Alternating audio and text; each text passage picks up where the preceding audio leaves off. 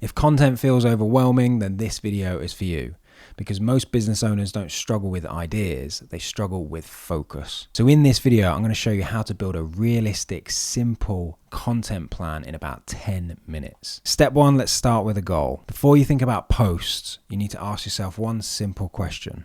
What is this content meant to do? Is it to build trust, generate inquiries, support sales conversations, or increase your conversion rate? One clear goal per period is enough. All right, content without a goal just becomes noise. Most content plans fail for 3 reasons.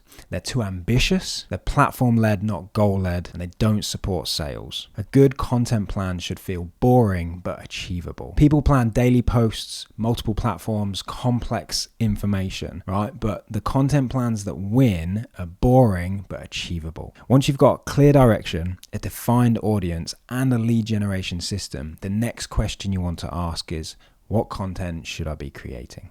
Step 2, we're going to pick one primary platform. Not 3, not 5, 1. For most service-based businesses, that's LinkedIn. And you're going to go all in on this platform, all right? Because that's where your audience hangs out. For some people, it's going to be their website with blog articles. Other people, it's going to be YouTube. Okay, a lot of B2B is YouTube as well, so that's a good platform to anchor into. If you're B2C, you want to be looking at Instagram. That would be my main platform if you're B2C right now, Instagram.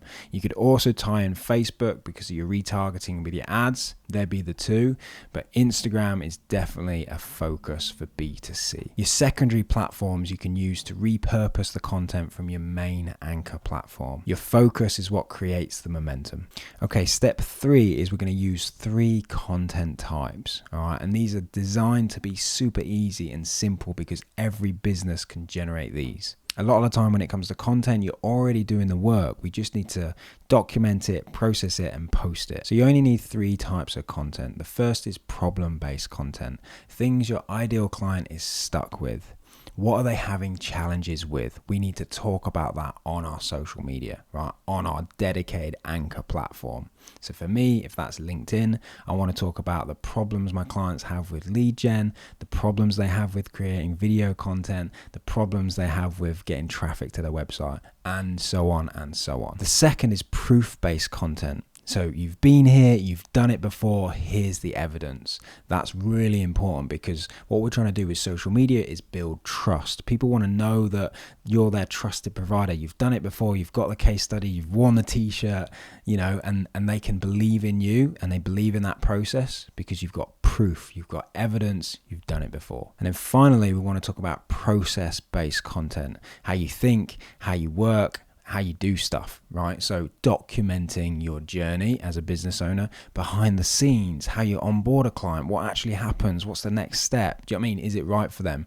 Answering those questions and then showing them, right? We can document this stuff. If you're in an office like I am, I can go behind the scenes. I can film a video with my phone. I can show the team. I can show them the office, all of that stuff. It's process. It's how you think. You're talking that through, and that works really well if you're B2B because it's basically like going behind the scenes. You're inside the curtain, you know, behind the curtain of a theatre show. That works really, really well. If you're B2C, it's even better because ultimately B2C is just product based, right? It's windows, it's products, it's shop front. How does that product get made? What actually happens? Yeah.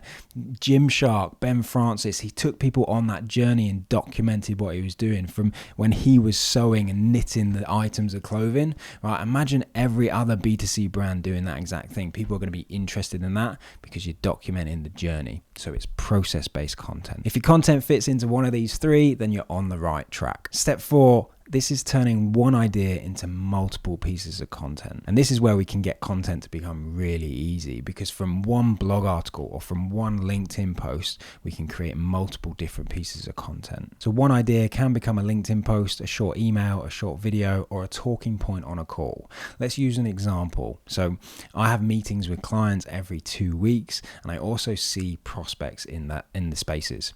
And a lot of the time they'll say they're struggling with leads, they're not finding time to post content, or they just don't really have a plan or a strategy, the direction. They need the direction. So that comes up a lot. So for me, that one idea of lack of a plan or lack of strategy for 2026 or the next 12 months, I can anchor into that idea and create a ton of different content around it. Videos about it, blog posts about it, LinkedIn posts about it, Instagram stories about it, you name it. Okay, so that's where you can get really good content, because it comes easy to produce. It's the same idea, you're just going to put it in different formats. So you don't need new ideas every time, you need better use of the same ideas. All of your clients or prospects have the same problems. Yeah, so anchor into what are the 3 problems that are most common that they most have. How do we generate a ton of different content ideas around them? Step 5, now we need to set a realistic rhythm. Just like getting a gym membership, when you go to the gym, you have to commit to the activity. How often are you going to go? Once a week, twice a week, 3 times a week. The key here is to do something that's going to be consistent, okay? Because consistency beats volume every single time. I want you to be consistent 3 times a week, as opposed to posting every day for 5 weeks and then nothing.